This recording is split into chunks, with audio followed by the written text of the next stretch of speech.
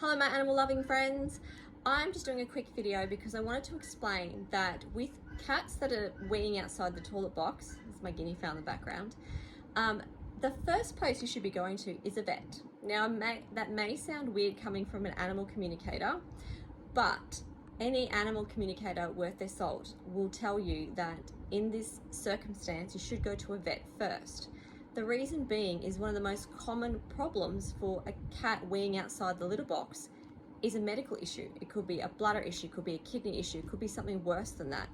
So for me, as an animal communicator, I won't connect with an animal unless I know you've gone to the vet first. That may sound a little bit harsh, but my priority is the animals. So you should never go to, I don't know, a mechanic to do your taxes. If there's a medical issue for an animal, you go to a vet. If all the medical issues have been cleared and the behavior is still continuing, that's when you see an animal communicator, because an animal communicator will connect and ask why you're doing it. We know it's not medical. We know the animal's not in pain, therefore it's a behavior issue. What's the behavior? Is it in protest? Do you not like your litter? Do you notice that there's a new smell around the area and there's a new cat that you're protesting? Is there a protest going on in the house? Is there something that's changed in your house that you don't like? There could be many different reasons, but there needs to be, I just want to stress that enough, like you should be going to a vet for medical reasons. Now an animal communicator, and I have been involved in these situations where a vet hasn't been able to find the actual cause of the problem. So to give you an example, there was a staffy that I was connecting with. Now this dog was under vet treatment.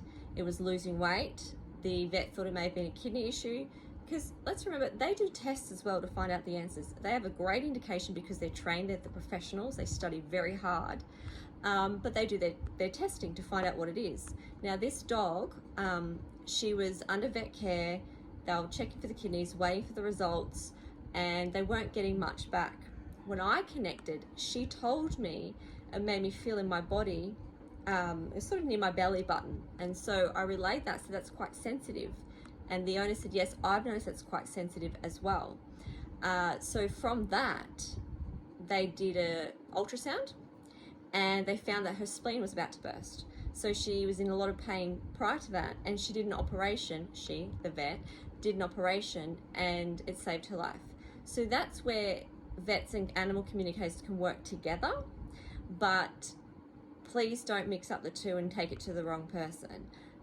A vet should be seen first and foremost about kitty litter issues, and then when that's resolved, that's when an animal communicator will step in and find the problem.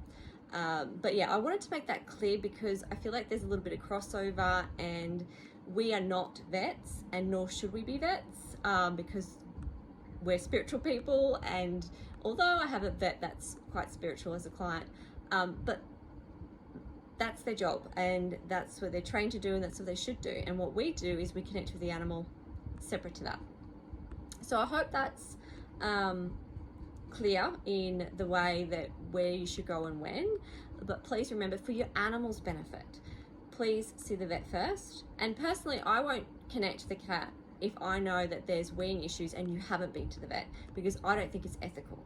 So that's just me. It may not be everyone, but it's very important for your pet first and foremost, and for the health and for the pain. You know, it's just, if you've ever had a bladder infection, that hurts like hell, and males it hurts even more.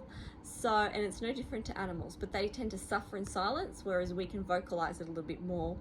And with animals anyway, they can vocalize it is, well, either yelling, some cats do, or weeing in different spots so you pay attention. So if you have a comment, leave it below. If this doesn't resonate with you, fine, but I really hope it does, because there are different times where you need to see an animal communicator and different times where you have to go and see a vet. So I'll speak to you next time. Bye.